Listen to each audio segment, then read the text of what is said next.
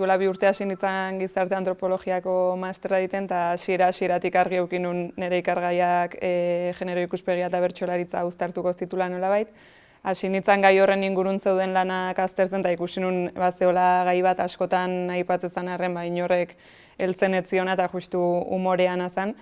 Eta orduan nik erabaki nuen umorea izango zela nire ikerketan gai nagusia. Eta ikerketa objektua pixkat bi norabidetan edo eraiki dut.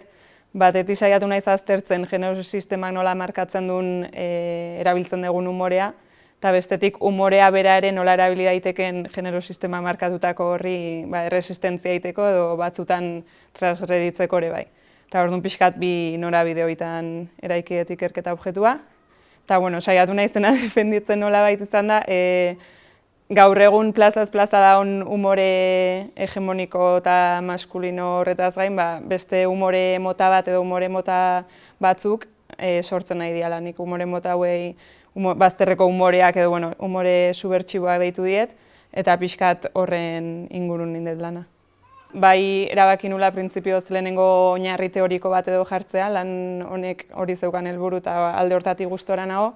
Oain justu ikasketa, generoko ikasketak eta feminismoan inguruko masterra hasi lehioan eta asmoa daukat pixkat oinarri teoriko hortatik tiraka praktikara edo jauziteko pixkat bertsoak edo testuak aztertzea ez. Eta orduan bai jarraituko dutela aurten ere, baina ezakit. Ez dut aterik izten egia esan tesirako, baina printzipioz behintzat hori pixkat oinarri teoriko hortatik praktikarako jauzia nahiko nuke. Azkenen txapelketa iruditzen zaidan ez 4 urte hemengo aukera oso egokia dela, pixka gustatuko litzaiake txapelketa hartzea ikergaitzat edo eta aztertu duten guzti hori, teorian aztertu duten guzti hori, praktikan nola gertatzen den ikustea, baina txapelketako testu inguruan. Nire lanean bertsoaren alderdi musikala aztertu dut, ez hainbeste doinua baizik eta kantaera.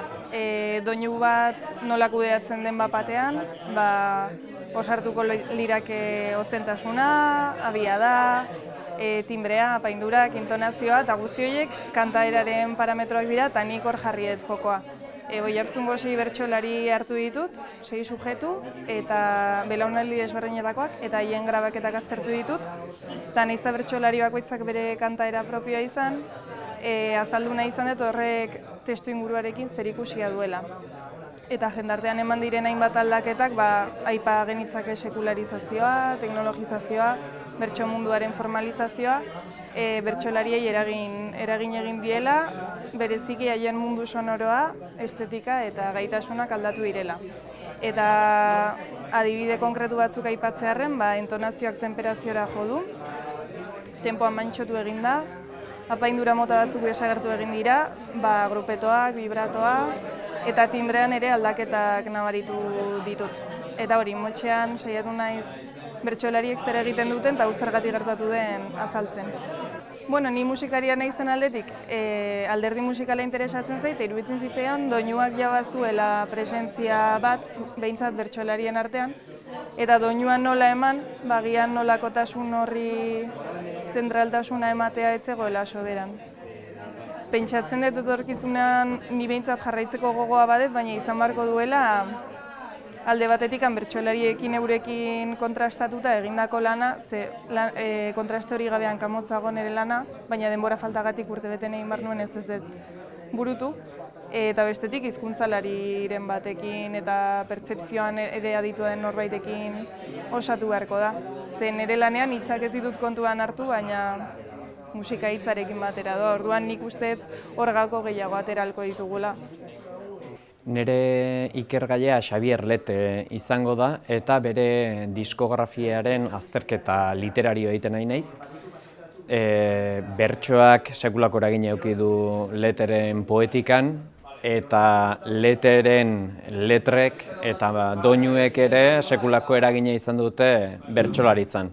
Eta pixkat elkarregintza horri buruz hitz egin nahiko nuke eta baita pixka sakonago ere Leterengan eragina izan zuten beste poeta batzuk ze modutan eta ze intertextualitatea aurkitzen dugun garaikideak edo pixkat zarragoak dien poetekiko Eta gero bere garai historikoak ere ze eragin izan zuen beregan, azkenean testu inguru jakin batean sortzen da Stock 13 taldea, eta bueno, horiek ere beraien elkarrekintzari esker indar handiagoz ekin zioten.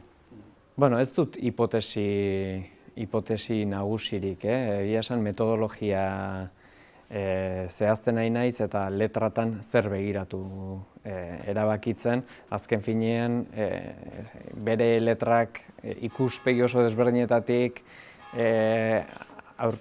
ikertu daitezke, eta nahi dut jakin zehazki lupa edo mikroskopi nolakoa izango den, azken finean ez galtzeko eta pixkat koherentzia bat mantentzeko. Baina, bueno, bai enfokatuta egongo naizela asko bere errima eta metrikari. Azken finean bertsolaritzarekiko gertutasuna edo bertsolaritzatik egindako ikerketa bat izan dadin.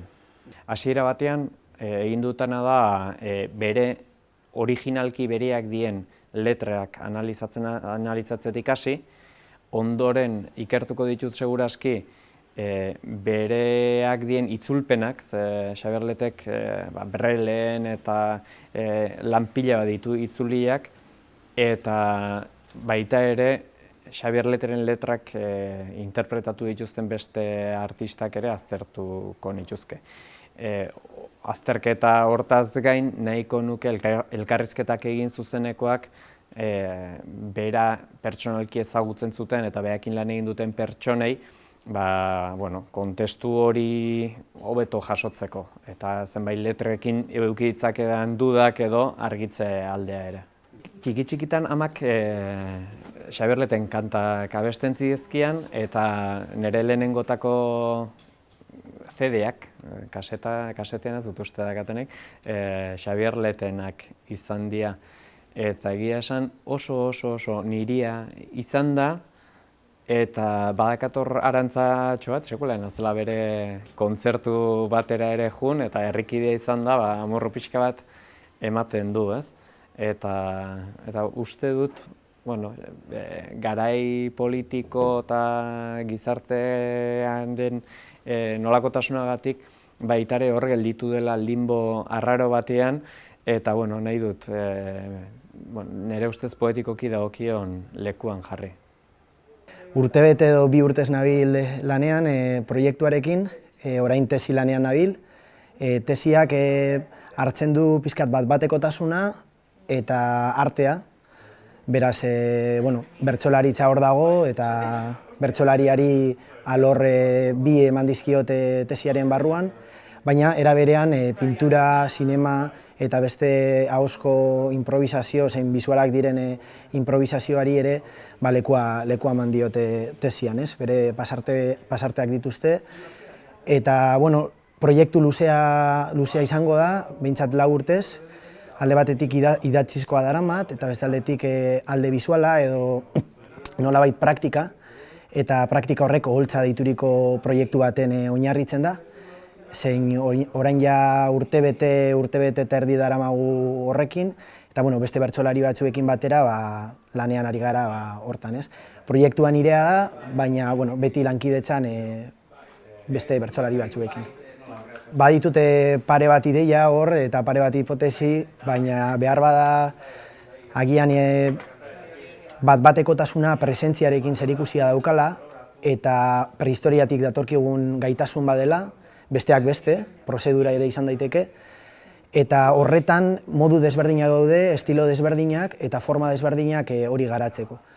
Irakatz daiteke eta era berean ere flow mugimendua ditutako esentzia baten sartzen da, euskeraz isuria deituko genioke behar bada, eta isuri horretan nolabait egonera eta egoera bat dela, ez? Eta bertsolariak adibidez, hortan jarduten dute saio bakoitzean. Egoera hori ere rap munduan pasa daiteke edo beste improvisazio bisualetan ere ager liteke, ez? Uste dute herriari itzuli bar zaiola nolabait arte ikuspuntutik, bai praktikatik eta bai idazkitik, eta hori sensibilidadea garatzen duela gizartean.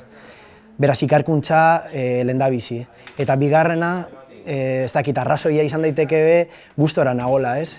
Niretzako rap mundua, bertsolaritza, gaztetatik ikasitako gauza bada, gaztetatik gozatutako egoera bat ere, eta, bueno, gai horiek hurbiltzen haute nire mundua ikusteko erara. Horriek egiten du, nolabait egunero altxatu eta ikatzeko gogoarekin jarraitzeko, ez dakit.